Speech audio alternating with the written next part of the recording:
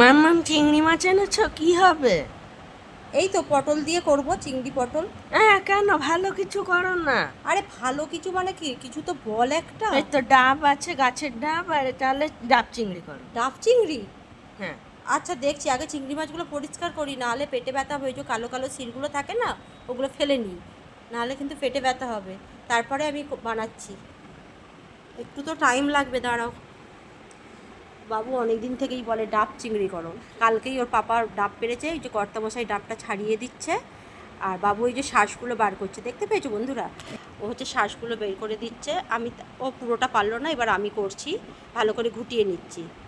আর ওদিকে মশলাপাতি মোটামুটি রেডি করা হয়ে গেছে, এখন ডাবটা রেডি করছি জাস্ট। দেখো ডাবটাই বেশ ভালো শ্বাস আছে। এবার চিংড়ি মাছটা ভালো করে ওই যে বললাম পরিষ্কার করে ধুয়ে এবার দিয়ে দিলাম তেল, সর্ষের তেল, স্বাদ মতো নুন, হলুদ গুঁড়ো, আর সর্ষে, পোস্ত আর কাঁচা লঙ্কা বেটে নিয়েছি। অল্প একটু নারকেলের জল দিয়ে দিলাম, মানে ডাবের জল, সরি। এই যে ডাবের জলটা দিয়ে ভালো করে মেখে নিচ্ছি। এদিক থেকে বাবু বলছে, মামন ঝোলটা একটু বেশি হয়ে গেল না। ডাবের শ্বাসটা ওর মধ্যেই রেখে দিয়েছি।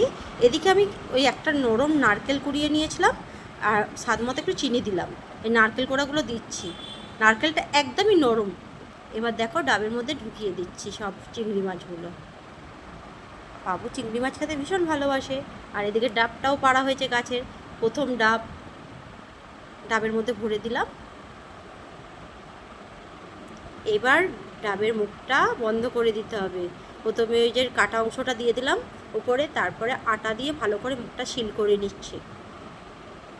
আর বাবুর খালি বদমাইশিটা দেখো তোমরা, ডাবের মাথার মধ্যেও একটু আটা দিয়ে দিয়েছে। এবার গ্যাস জেলে ফেললাম, গ্যাস জেলে বসিয়ে দিলাম। এটা কিন্তু একটু বেশ টাইম লাগবে, আমাদের ডাব 20-25 মিনিট তো লেগেইছে।